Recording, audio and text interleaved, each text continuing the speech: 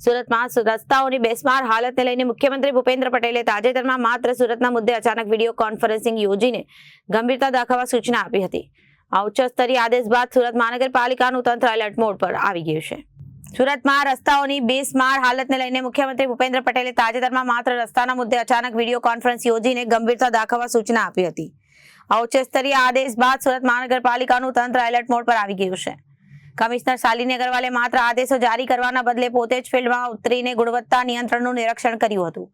આ દરમિયાન તેણે રસ્તાના રીકાપેટિંગમાં આવેલું મટીરિયલ પરંતુ ગરમ છે કે કેમ તે ચકાસવા માટે સ્થળ પર થર્મોમીટર મંગાવીને તાપમાન ચેક કર્યું હતું।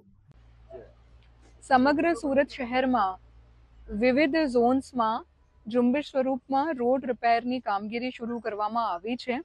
આજે સુરત શહેરના તમામ ઝોન્સમાં ડેપ્યુટી મ્યુનિસિપલ કમિશનર્સ અને એડિશનલ સિટી એન્જિનિયર્સ દ્વારા રોડ ઉપર જઈને એમની જો કામગીરી છે એમનું નિરીક્ષણ પણ કરવામાં આવ્યું છે।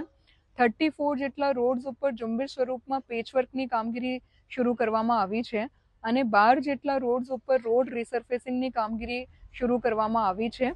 સુરત કોર્પોરેશનના engineers, deputy engineers, executive engineers અને ઝોનલ ચીફ દ્વારા ફિલ્ડમાં રહીને આ કામગીરીનું સતત મોનિટરિંગ થાય, ગુણવત્તાયુક્ત કામગીરી થાય અને ઝડપથી સમગ્ર સુરત શહેરમાં રોડ રિપેર અને રોડ રિસર્ફેસિંગની કામગીરી પૂર્ણ કરવામાં આવે એમના માટેની ઝુંબેશ આજથી હાથ ધરવામાં આવી છે।